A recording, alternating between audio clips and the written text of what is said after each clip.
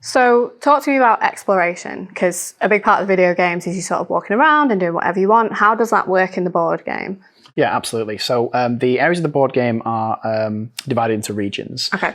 So you've noticed these different banners. They represent the different regions of the game board. And the colour coding is to... That's important for like what type of kind of card you're going to explore when you get to exploring that area. Sure. So you'll notice that there's some sort of larger banners. These are for the capitals of the game board. So that would be famous areas like Falador and Lumbridge and Varrock. Right. And then you have the smaller banners. These are province regions. So places like Barbarian Village or Draenor Manor. So everyone has a capital and a province region. Yeah. Right. So divided into kind of areas of the game board. So say like all of the Varrock area these are yellow banners. So when you go to that area, there's a kind of a particular kind of card that you're going to draw later. Right. So if I give you an example of that actually. So when you move from region to region during your turn, you can move up to one space. Those areas are connected by these black dots. And you can only move along the dots. Correct. Yeah. Right. Yeah. There's your travel paths. So if I were to move this wizard from Falador to Barbarian Village, for example, that would be the move done. And then But you could have moved. There's like multiple places you could have moved, right? Yeah, so it looks like absolutely, because Falador's connected to like Port Sarim, it's connected to Tavali. Those are the places I could move to from It's a bit like a fast travel map then, isn't it, where you can... Yeah, absolutely. It's very much designed in that way, sort of a look and feel, and it operates that way in terms of when you play the game as well. Like you. Okay, cool. Absolutely. Yeah. So you've moved to, where did you say we'd gone to? So we've moved from Falador to Barbarian Village. Sure. Once you've got there, you make a choice. You can either explore the region that you've moved to, or you can interact with a quest that you have that's ongoing at the time. So say one of your campaign quests. We're going to do quest a bit more in another video. So we're going to talk about exploring the region for the time And that's being. one of the actions that you can take. Yeah, exploring. when Cool. you're there. Okay. Yeah. So we've gone to Barbarian Village. We're going to explore Barbarian Village. So what we're going to do is draw a card from the Falador deck. Now remember we said before that the banners are sort of color-coded into areas. Yep. So if I'm exploring either Falador, Port Sarim, or Barbarian Village, then I'll pick from the Falador deck. Right. When you turn the card over, they're usually divided into 3 sections because you've got 3 province regions in that area. So now I'll literally just need to read the Barbarian Village section of that. And what you do is read that out, then it will interact with something random that's occurred there. You might be able to chop some wood, or you've run into a character that needs to talk to you. I will read it in a moment. Yeah, I'll get to it in my own time. Sure. But something has happened. So for example, if we're reading this one from Barbarian Village, it says, on the outskirts of the village, there are wild plants and animals aplenty, waiting to be found. And I need to take a skill test of the gathering skill, which is saying I'm going to be gathering some resources there. If I pass the skill test, you usually get a reward for passing. So in this case, it would be gain an ingredient of your choice. And sometimes there are failure states, like you may need to suffer a wound or you've lost a coin or something like that. Sure. And those are quite different depending on the different cards you've drawn. Okay, and once you've chosen to explore, that's not optional. You have to do whatever you can. Yeah, exactly. You draw the card and you want to deal with it come what may.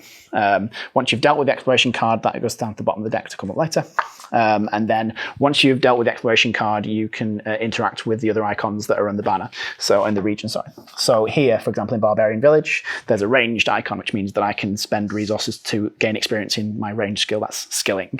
That's quite a big part of the video games as well, as you can go to certain places and just train a particular skill. So we've represented that through when you're exploring the game board. If there isn't a skill icon on the banner, there might be a resource icon. You just get to pick that up. So say if you went to the farmland, you could pick up some eggs, example. Sure. And once you've done your exploration card, pick up the resource token, put it on your board, and that's your turn done. So people might choose to go to particular areas because they need a particular resource, and they'd go there specifically to gather that thing, maybe? Yeah, absolutely. Okay, yeah, sure. Yeah. And you can actually stay, it's better to move around the game board and interact with lots of different things going on at once and sort of pick things up as you're going through to somewhere in a larger journey. But if you need to, you can stay in a particular area and repeatedly explore it, repeatedly interact with that node and skill take all of the eggs. Yeah, take all the eggs or level the same skill. Stay there for the whole game, just... Yeah, you could do that. Or, as has happened in some of our playtest games, just repeatedly gathering cabbages, if you want to, because you want to collect all the cabbages. You can play with it that way if you want to. Okay, and how many, are you limited to like how many actions you can take? So say you've moved to one of the province regions, how many actions can I take when I'm there before my turn's done?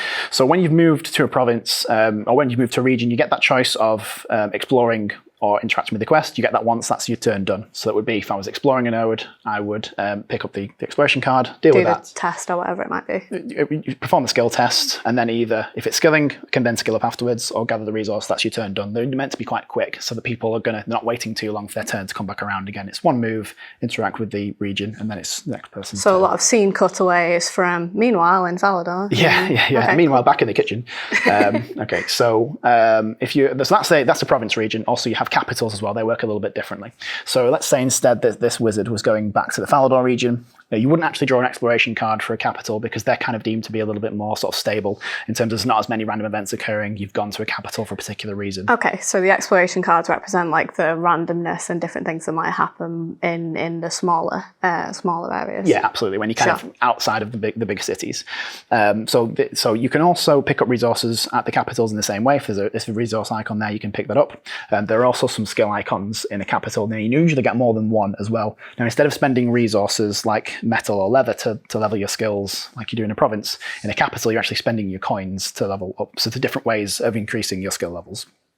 And there's other elements and things that are going on at the capitals as well. Generally, you'll need to be at the capitals for what's going on with your sort of main campaign quests. So you'll need to visit there for sort of the big elements of the plot. So the quests are encouraging you to move to different places to achieve objectives as well? Yeah, absolutely. Okay, sure. So, which will prevent you from staying in one place and just gathering all the eggs? Absolutely, yeah. Unless you want to let all the other adventurers do all the important things and just be off. I will restate it's a cooperative game, so you should try and work as a team where possible, but have some fun with how you're doing that as well.